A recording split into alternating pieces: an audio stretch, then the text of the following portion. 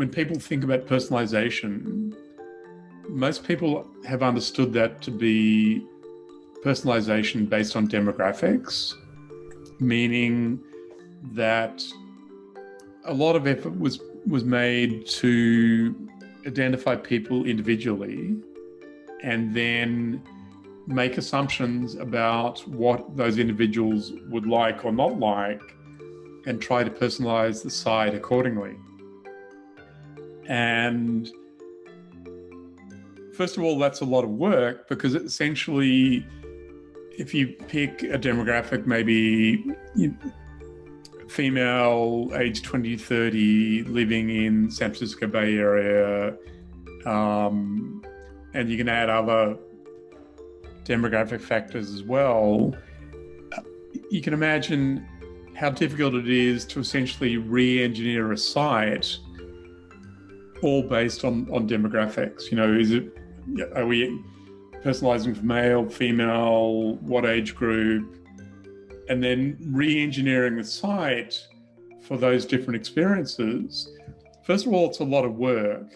Typically, those projects were at least 18 months or more in duration, very expensive.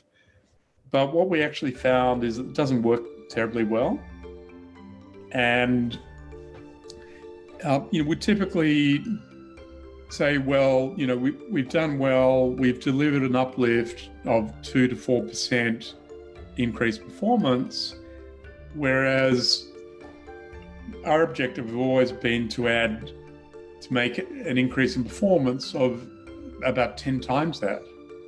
And so what I would say to CMOs, VPs of e-commerce, that yes, personalization is important, but the new world is heavily focused on privacy, and it's heavily focused on hiding personal information, whether it's GDPR, the new Californian privacy rules, ITP, which, the new protocols against tracking of users across sites, it's becoming harder and harder to actually identify individuals. And even if you did, the personalization you do based on demographics isn't that effective. So what we do is we look at behavior and we say, we don't need to know your identity.